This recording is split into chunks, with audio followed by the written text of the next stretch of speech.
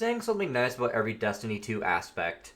Feed the Void might as well be the strongest aspect in the entire game. It gives you grenade energy and health on every single kill. It's so good that it's OP on other classes, even in the nerfed version of it. It's just that strong. Child of the Old Gods is incredibly obnoxious in PvP. The fact that this can like rope around a corner and tag you still after getting shot once is insane to me. It's very, very OP and annoying to fight against. This right here is quite literally enabling some crazy builds on Warlock right now. Both scatter grenades and magnetic grenades are just destroying the entire game based on how you use them. Accident bolts are good, vortex grenades are good. Really, this is just enabling some crazy builds right now. Also, the fact that it gives one extra grenade charge is insane to me. They really buffed the hell out of this. They made it a little too strong, I think. Out of any arc ability in the entire game, this is my favorite. Arc Soul is just such a fun build because it allows you to be supportive while also be offensive at the same time. And the fact that they made it work with the grenade stat and allows it to jolt now, they really just made this too strong. It's such a great ability. Really, Arc Warlock is genuinely my favorite subclass in the entire game, so I'm going to glaze the hell out of this for a minute. It's just that good. Speaking of incredibly good, Ionic Sentry just came out swinging. It was pretty good when it came out in Heresy, but it still is just insanely OP right now, and again, the fact that I made it buff and scale with grenade stat is just genuinely mind-boggling to me. It's so much better than it needs to be, and really, Ionic Sentry and Arc Soul, that combination of the two is just such a strong build. It might be better than the Getaway Artist build on Prismatic, if I'm honest. For some reason, this doesn't have text on it, and I don't know why. But Lightning Surge is pretty fun. I think on Prismatic more than Arc. The ability to use 3 different Arc melees, and the fact that it scales with your melee stat now is very, very strong. Using this with like Syntheseps is a very, very good melee build. This might be incredibly simple, but it really is such a great aspect, enabling a lot of ability spam builds. Fallen Sunstar is really good with this. Geomags is really good with this as well. Anything that involves Ionic Traces, and Ionic Traces happen to appear a lot, this is just a great aspect for that build variety. Weaver's Call makes Threadling builds what they are. Really, without this aspect, Threadling builds would not be viable one bit. This is actually pretty slept on, I think. The Wanderer is a very good ability, especially when you pair it with, like, Swarmers or something, because you can just get Tangles that are souped up into a lot of things all at once. They can suspend, create Threadlings with Swarmers, and those Threadlings can also unravel with Swarmers as well. Even without Swarmers, it still is a very good aspect, adding some crowd control to a subclass that very much needs it. A lot of the grenade-specific aspects are always very cool to me, because there's just one that's way more dominant than the others. Weaver's Trance and the ability to just consume your grenade and just get free suspend on every kill is just so strong. It's kind of upsetting how it's been power crept out of the meta, I feel like, but it still is a very strong effect. Weavewalk went from being not meta to being meta overnight. It really is just such a strong aspect now. I feel like every Broodweaver is using this aspect at the moment. A lot of the power from Sunbracers and Starfire Protocol I attribute to this aspect right here. Fusion grenades being able to explode twice just made Starfire Protocol so much stronger than it needed to be, and the solar grenades lasting longer also made Sunbracers way more meta and dominant than it needed to be. Touch of Flame might be the strongest grenade aspect out of all the aspects we talk about today. Hellion is incredibly strong, just enabling so many different solar builds on Warlock. It works with basically every single fragment that enables Scorch, and it can also heal you with Facet of Mending.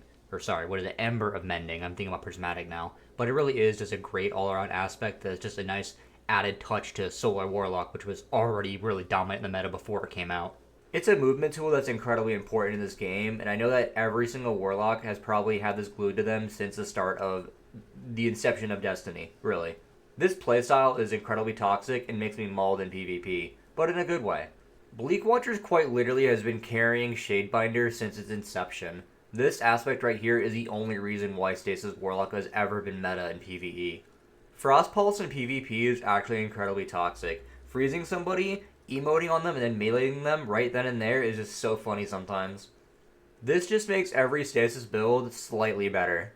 Whatever I say about Glacial Harvest, I'm probably going to say about the other two Stasis aspects that are the exact same thing. It's just the exact same thing. It really is. This is the most important aspect on Void Titan. The ability to get a free overshield just for casting your barricade is always going to be incredibly strong. A very weird and niche combination I bet you've never tried is using Controlled Demolitionist with Deterministic Chaos. It works. It actually is very, very competitive. Yeah.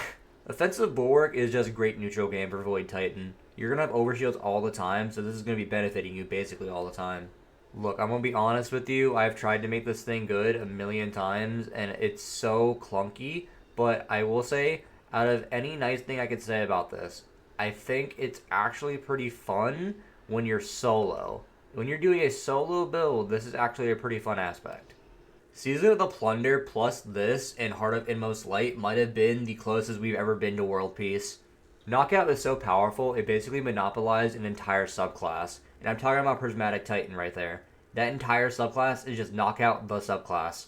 Would you believe I actually have tried to use this before in PvP, and it works? Storm's Keep Titan was really such a fun time during episode Heresy. It was such a great build pairing this with La Monarch. It really just felt so much fun to use.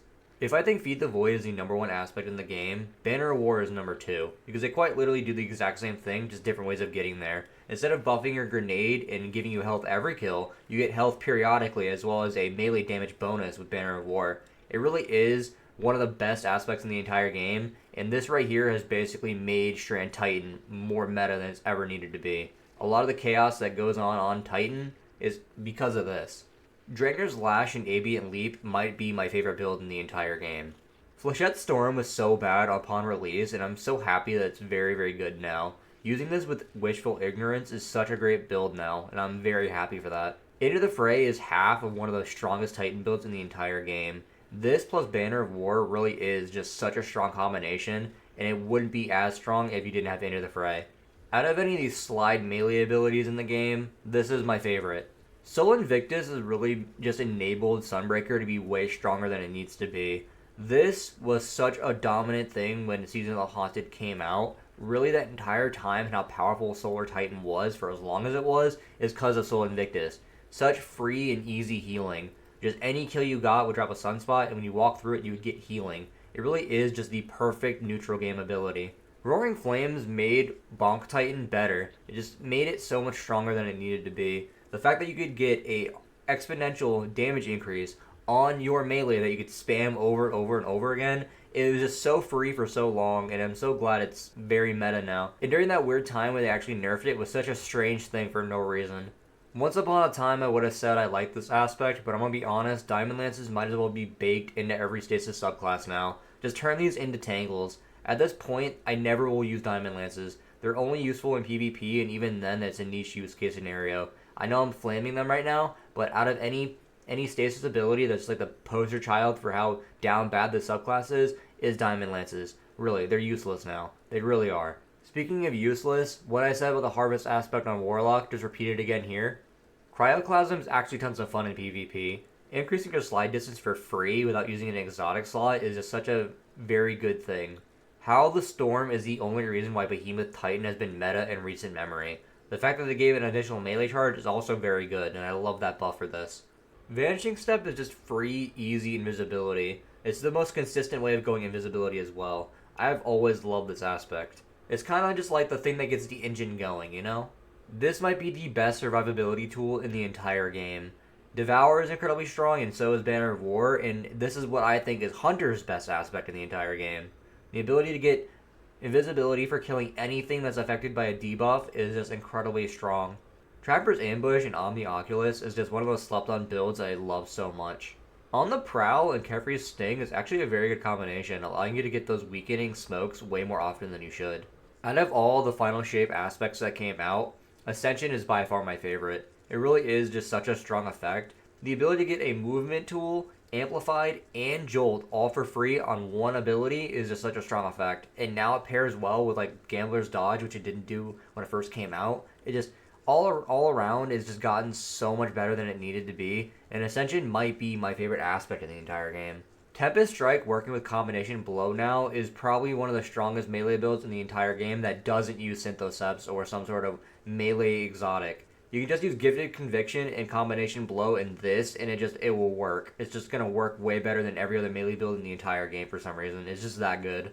I want to be honest, this is kind of very, very simple. Like I don't really doesn't anybody use this anymore. Flow state. Defeating a jolted target makes you amplified. Do people really use this anymore? I need to ask. Like, genuinely, do people use this anymore? Lethal Current enables Liar's Handshake and Assassin's Cowl melee builds, and those are pretty strong. The weapon stat increase on this is actually a lot, and the reload speed increase is a very large amount too. The ability to... This is not that good, I'm gonna be honest. On your mark is terrible. And if any aspect that I think is the most fun to use, Gunpowder Gamble is probably it. Knock 'em down enables basically every throwing knife build in the entire game, and it makes all your solar supers way better. Whirling Maelstrom actually does a ton of damage, and Unravel is such a great subclass verb, and this allows you to get that so much easier. I love the Strand Hunter build that's all about Suspend. This aspect is just tons of fun. You get to be Spider-Man. During that annoying time in PvP where this was dominant, let's be real, this was a problem. We all hated it, but we all abused it too. Whatever I said about the Warlock and Titan one, just say it here. The early days of Beyond Light and Shatter Dive might have been the closest we've ever been to World War III. I also do want to mention Shadow Skating, which is also just tons and tons of fun. Dude, I look at this and I'm gonna be honest, Stasis Hunter is really down bad. Like, I'm trying to come up with something nice to say about this, but I can't. Oh my god, I'm realizing in real time how bad this subclass is. This makes Prismatic Hunter melee builds a lot stronger than they should be. Anyways, that's at least one nice thing about every Destiny 2 aspect. Thank you so much for watching and have a nice day.